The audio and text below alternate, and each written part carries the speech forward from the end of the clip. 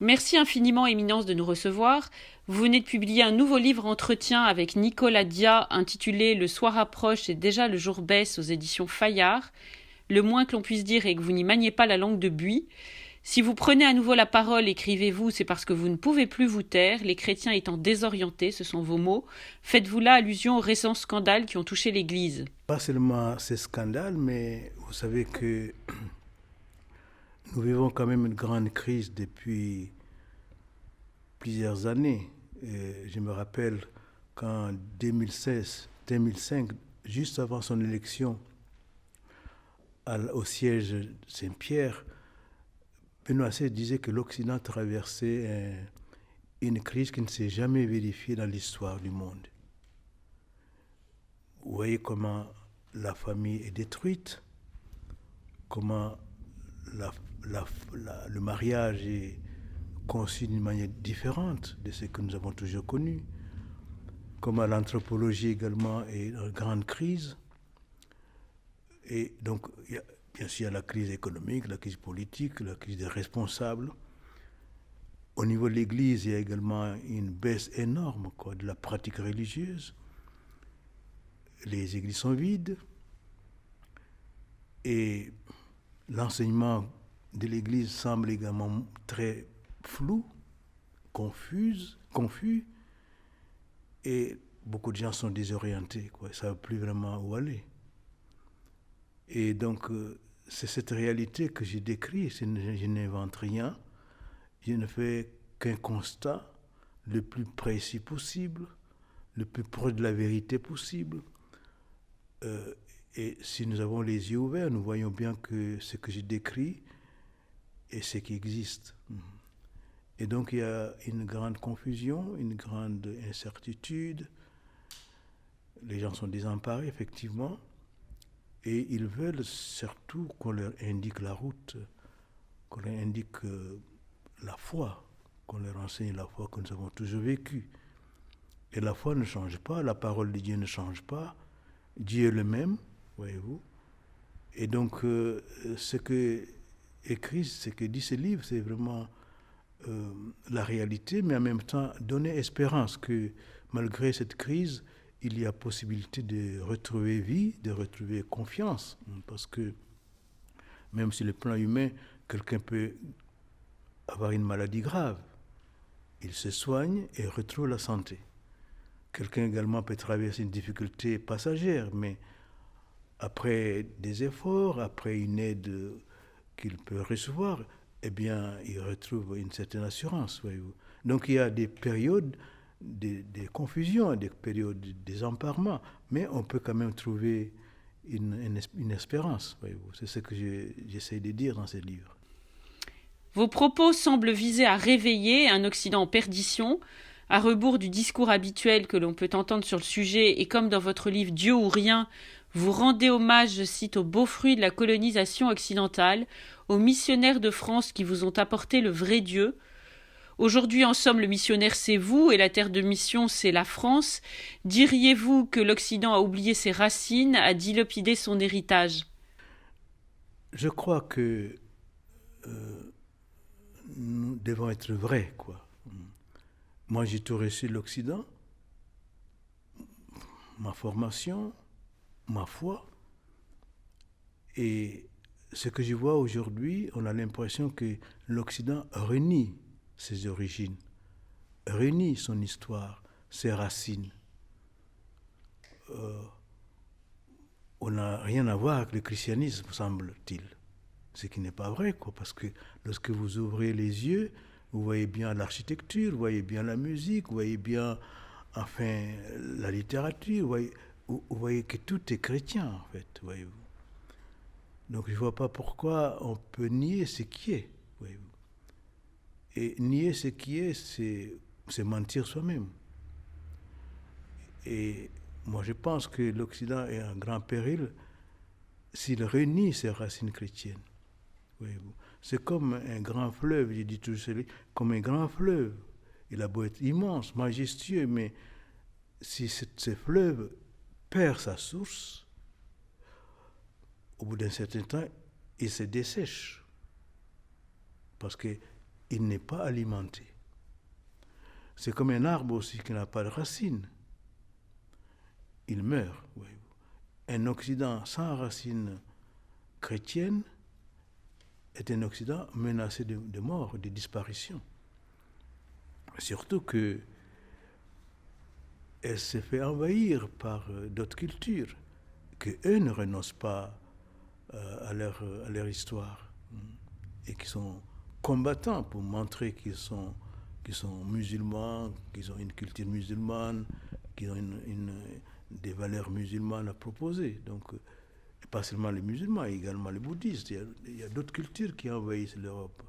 Et donc, je pense que c'est important que l'Europe reprenne conscience que ce qu'elle a donné aux autres, qui étaient des valeurs, il ne faut pas que ces choses belles, majestueuses, nobles, et ils les perdent. Et bon, moi je ne prétends pas être le missionnaire, parce que tous nous sommes missionnaires. Tous, par le baptême, nous sommes envoyés pour que nous fassions connaître le Christ, son évangile, et la réalité nouvelle qu'il nous propose. Aujourd'hui même, les lectures disaient, voilà, je fais un monde nouveau. Et ce monde nouveau est créé par le Christ lui-même, voyez-vous. Et donc je souhaite en tout cas personnellement que ces livres puissent réveiller la conscience occidentale, parce que je crois que l'Occident a une mission spéciale. Ce n'est pas pour rien que Dieu nous a communiqué la foi par l'Occident. Et ce que Dieu donne, il est permanent. Ce n'est pas pour un instant, c'est pour toujours. Et l'Occident donc a une mission universelle. À cause de sa culture, à cause de sa foi, à cause de ses racines, à cause de son lien personnel avec Dieu. Et donc, pour moi, si l'Occident se perdait ses racines, il y aurait un bouleversement énorme dans le monde. Il y aurait un changement terrible dans le monde. Je crois profondément au rôle essentiel de l'islam pour notre civilisation. Donc j'espère que la lecture de le soir approche, et déjà le jour baisse, puisse être quelque chose qui réveille la conscience occidentale, mais pas seulement occidentale, notre conscience de chrétiens. Vous vous inquiétez également de la migration et de ses conséquences. Vous écrivez que le déracinement culturel et religieux des Africains projetés dans des pays occidentaux qui traversent eux-mêmes une crise sans précédent est un terreau mortifère. Quel est, selon vous, le regard chrétien à porter sur la migration ? Je crois que quand ils arrivent ici, en Occident, ils se rendent compte tout de suite que c'est un Occident qui a perdu Dieu, qui est plongé dans le matérialisme, qui est plongé dans la négation de Dieu, qui ne voit que la technique, que le bien-être, et ça les désempare parce que je connais l'Occident, je connais également l'Afrique, je connais l'Asie.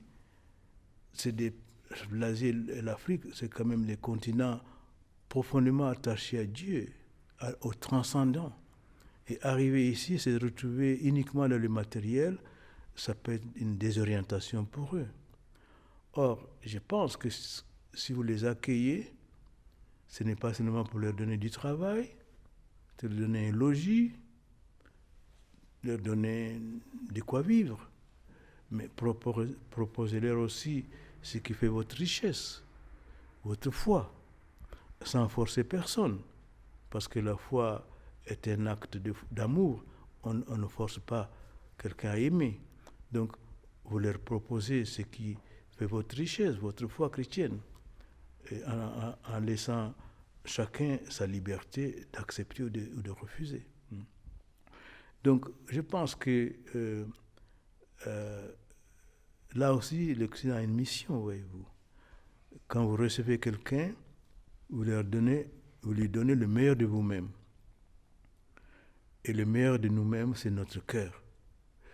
Si quelqu'un arrive dans votre maison, vous lui donnez une chambre, vous lui donnez de la nourriture, mais si cette personne voit que vous n'êtes pas content, vous êtes triste, vous n'êtes vous n'êtes pas heureux de le recevoir, ben, il ne va pas manger ce que vous lui donnez. Parce que le meilleur de nous-mêmes, c'est pas ce que nous donnons matériellement, c'est notre cœur. Or, il faut que l'Occident donne son cœur. Et le cœur, c'est votre foi. C'est votre lien à Dieu. Votre richesse ancestrale qui vous a fait naître, qui vous a façonné. Et c'est le christianisme qui vous a façonné. Donc, donnez aux étrangers qui arrivent ce qui fait vraiment votre richesse. Alors vous dénoncez également une vision irénique des autres religions, y compris de la part des catholiques, l'anil, l'élan missionnaire, comprend-on. Qui se lèvera pour annoncer la vraie foi aux musulmans, écrivez-vous. Faut-il y voir une mauvaise interprétation du dialogue interreligieux? Quand deux personnes se parlent, chacun s'affirme en ce qu'il est profondément. Il n'y a pas de dialogue si moi je m'efface. Et donc, le vrai dialogue, c'est quand chacun dit ce qu'il est, dit ce qui fait sa vie profonde, ce qui fait sa foi. Dialoguer n'est pas sous prétexte de ne pas offusquer, de ne pas froisser l'autre, de cacher ma foi. Donc ça, ce n'est pas un dialogue du tout. Donc, ce que je propose, c'est qu'il est vraiment un dialogue, c'est pour aller vers la vérité ensemble. Et si vraiment nous sommes sincères, nous allons aboutir à une vérité. Et donc, pour moi, le dialogue est très important parce que c'est une recherche de vérité. Ensemble, nous cheminons pour voir la lumière. Mais une fois que nous avons vu la lumière, ou il faut fermer les yeux pour ne pas suivre la lumière, ou bien on dit, mais c'est ça la lumière. Donc, certainement, si réellement Jésus est vraiment la lumière, nous ne pouvons pas ne pas l'accepter ensemble. Si vraiment Jésus est le chemin, nous ne pouvons pas ne pas l'accepter. Si vraiment lui est la vie, nous ne pouvons pas ne pas l'accepter. Donc, le dialogue, c'est vraiment marcher ensemble dans la direction de la vérité et trouver ensemble la vérité et l'accepter ensemble. Vous portez notamment un jugement très sévère sur la mondialisation, dont vous dites qu'elle est contraire au projet divin. Pouvez-vous nous en dire un peu plus? Oui, vous et moi, nous sommes différents, n'est-ce pas? Bien. Et cette différence fait une grande richesse. C'est comme dans un jardin, vous avez des fleurs bleues, jaunes, vertes. Et cet ensemble fait une beauté terrible, extraordinaire. Donc, la globalisation qui voudrait supprimer toutes les différences linguistiques, raciales, frontalières, bon, je ne sais pas où on va aboutir. Voyez-vous. Je pense que la mondialisation, pour moi, s'il n'y a pas de discernement, s'il n'y a pas de sagesse, c'est un grand danger pour la valorisation de chaque culture, de chaque peuple. Parce que chacun de nous a une histoire, chacun de nous a une culture, chacun de nous a une richesse qu'il apporte aux autres. Alors, niveler toutes les cultures, tous les peuples, pour n'en faire qu'un, je pense que c'est un appauvrissement. Et la mondialisation, je dirais, va contre le désir de Dieu qui a voulu nous créer différents pour nous enrichir mutuellement. Voyez-vous. Aujourd'hui, on a presque l'impression qu'il y a une pan-américanisation, pan-européanisation. Tout le monde doit être européen. La vision du monde, la vision de l'économie, la vision de l'homme doit être européen, ce qui est un appauvrissement. Il y a quand même des Asiatiques qui ont une vision aussi qui est très belle, qui est à approfondir, les Africains. Donc, à mon avis, je ne suis pas contre la mondialisation parce que plus on est ensemble, plus on est puissant, plus on peut faire de belles choses. Mais sans tout de même annihiler, supprimer les personnalités, supprimer les spécificités de chaque peuple. Et c'est ça que je dénonce, qu'on garde que les Français soient français, que les Polonais soient polonais, que les Allemands soient allemands, quitte à coopérer ensemble. Oui. Vous dénoncez également une vision irénique des autres religions, y compris de la part des catholiques. On comprend qu'elle annihile l'élan missionnaire. Qui se lèvera pour annoncer la vraie foi aux musulmans, écrivez-vous?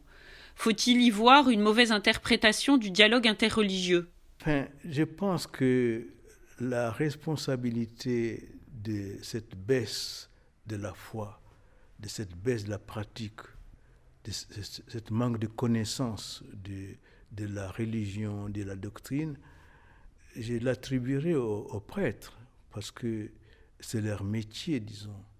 Ils sont envoyés pour enseigner. Le Christ nous a dit, allez enseigner toutes les nations. Si nous n'enseignons plus, si nous ne donnons plus la doctrine, mais nous approvissons les chrétiens qui ne savent plus rien. Donc la prière également. Si le prêtre est tout le temps en train de s'agiter, il n'a pas le temps de prier, on ne le voit pas prier, eh bien on va imiter sa façon de faire.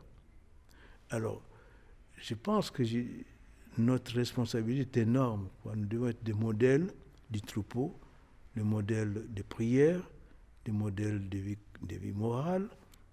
Et donc, ce qui s'est vu aujourd'hui, je ne dis pas que tout vient du clergé, mais vous voyez quand même qu'on a des accusations horribles sur le clergé aujourd'hui, les cardinaux, évêques. Bon, c'est peut-être pas vrai tout n'est pas vrai, il y a peut-être des choses vraies, mais vous pensez que, même si c'était un seul prêtre qui faisait des choses comme ça, comment il peut décourager beaucoup de laïcs, voyez-vous. Donc, s'ils ne prient pas non plus, bon, beaucoup verront que peut-être la prière n'est pas essentielle, c'est l'activité qui est essentielle, c'est ce qui se voit qui est essentiel, voyez-vous. Donc la responsabilité, bon, même dans les homélies, bon, moi c'est vrai que j'ai la tendance de parler longuement, mais si vous prêchez 5 minutes ou 10 minutes une fois par semaine, vous voyez bien que vous affamez les gens. Bon. Et donc, chacun de nous mange régulièrement pour maintenir sa santé. Mais si on donne qu'une homélie de 10 minutes chaque dimanche, il n'y a aucune nourriture dedans, ou presque. Alors, il y a donc une responsabilité que j'attribue aux prêtres de prendre au sérieux cette mission qui est d'enseigner, de sanctifier le peuple de Dieu et de le gouverner.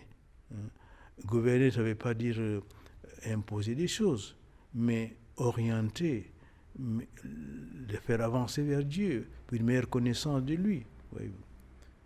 Et je crois donc que, mais je n'attribue pas seulement aux prêtres, mais aussi aux familles, parce que si en famille, on ne connaît pas Dieu, on ne prie pas souvent, on n'amène pas les enfants à l'église, on a aussi une responsabilité.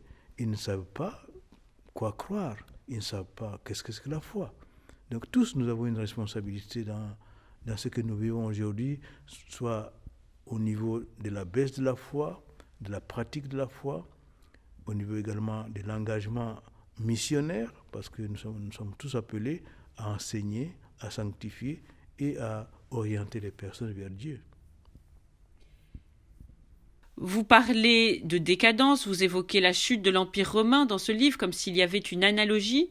Votre titre lui-même laisse supposer qu'il est presque trop tard.